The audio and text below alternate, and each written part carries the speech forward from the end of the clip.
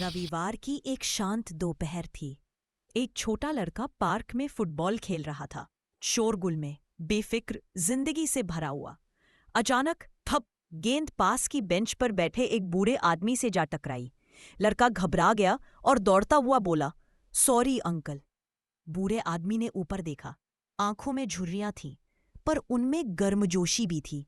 वो मुस्कराया और बोला, अंकल? बेटा, इस उम्र में तो मैं दादाजी हूं, डिफॉल्ट में। लड़का खिलखिलाकर हंसा। ठीक है दादाजी, लेकिन आप यहां अकेले क्या कर रहे हैं? बूढ़े आदमी ने हल्का मुस्कान के साथ कहा, अपने दोस्तों को खाना खिला रहा हूं।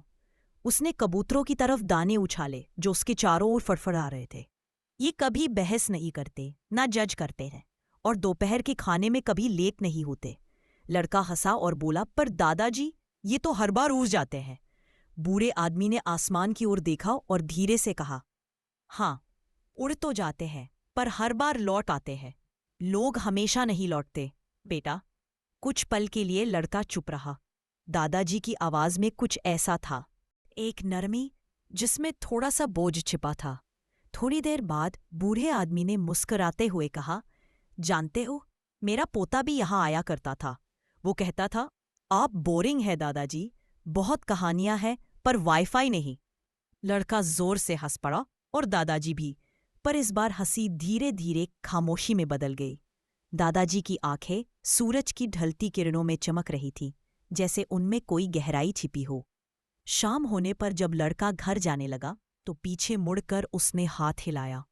दादाजी ने भी मुस्कुराकर हाथ हिलाया, धीरे धीरे, जैसे समय खुद अलविदा कह रहा हो। अगले दिन लड़का फिर भागता हुआ पार्क पहुंचा, फुटबॉल हाथ में लिए। पर बेंच खाली थी, ना दादाजी ना हंसी, बस एक छोटा सा कागज का पन्ना और उसके पास पड़े कुछ गेहूं के दाने। कागज पर लिखा था, अगर कभी अकेलापन महसूस हो, किसी भूखे को खाना खिला देना, चाहे वो एक पक्षी ही क्यों ना हो, फिर तुम कभी अकेले नहीं रहोगे। लड़का चुपचाप बैठ गया।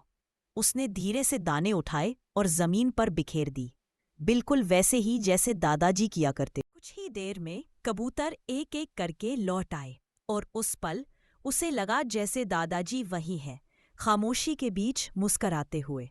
जिंदगी की कीमत इस बात से नहीं मापी जाती कि तुम्हारे आसपास कितने लोग हैं, बल्कि इस बात से मापी जाती है कि तुमने कितने दिलों को चुपचाप छू लिया, यहां तक कि तुम्हारे जाने के बाद भी।